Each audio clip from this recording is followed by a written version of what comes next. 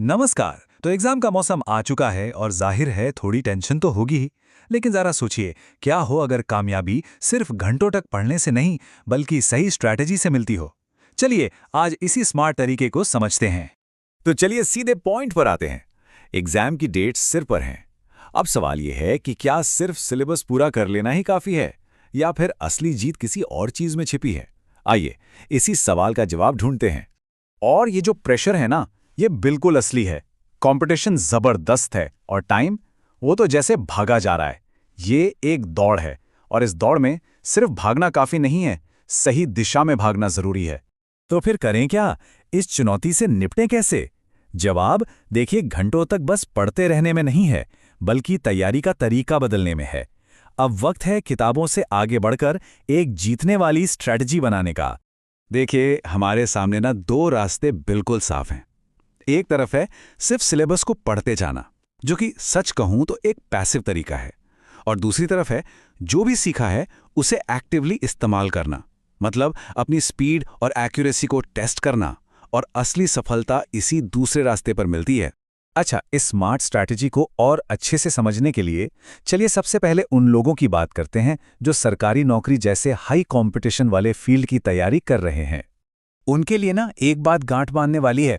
सबसे बड़ा हथियार कोई मोटी मोटी किताब नहीं बल्कि मॉक टेस्ट है। यही वो चीज है जो असल परीक्षा के माहौल के लिए तैयार करती है। तो मॉक टेस्ट ये इतने जरूरी क्यों हैं, जरा सोचिए। एग्जाम हॉल में जाने से पहले ही आप उस प्रेशर को, उस टाइमर को, उस माहौल को कई बार जी चुके हैं।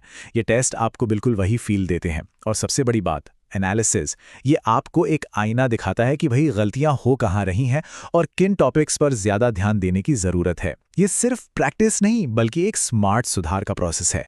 और खासकर आरआरबी जेई यानी रेलवे की जूनियर इंजीनियर जैसी टेक्निकल परीक्षाओं में, जहां हर एक सेकंड की कीमत है, वहां तो ये स्ट्रैटेजी एक गेम चेंजर साबित होती है। वहां सिर्फ ये नहीं देखा जाता कि आपको आता कितना है, बल्कि ये देखा जाता है कि आप कितनी जल्दी और कितने सही जवाब देते हैं। और ये स्किल सिर्फ और सिर्फ मॉक टेस्ट से ही बेहतर होती है। वैसे इस तरह की प्रैक्टिस के लिए मार्केट में कई ऑप्शंस हैं, जैसे कि टेस्ट बुक पास प्रो। और हाँ, अगर इसे ट्राई करने का सोच रहे हैं तो FROHT कोड यूज करके शायद कुछ डिस्काउंट भी मिल जाए। तो स्मार्ट तैयारी का निचोड़ क्या है? ये एक साइकिल है जिसे समझना जरूरी है। पहला, रोज रिवाइज करो। दूसरा, रेगुलर टेस्ट देके खुद को परखो। तीसरा, उस टेस्ट के रिजल्ट को एनालाइज करो, अपनी कमियों को ढूंढो और उन्हें ठीक करो। और चौथा, इस पूरे प्रोसेस में सही टूल्स का समझदारी से इस्तेमाल करो। बस यही कॉम्बिनेशन आपको बाकियों से आगे ले जाएगा। तो अब सवाल ये है, इस जानकारी के बाद आज, अभी अपनी तैयारी की स्ट्रैटेजी में वो कौन सा एक छोटा सा बदलाव है जो आप करने वाले हैं?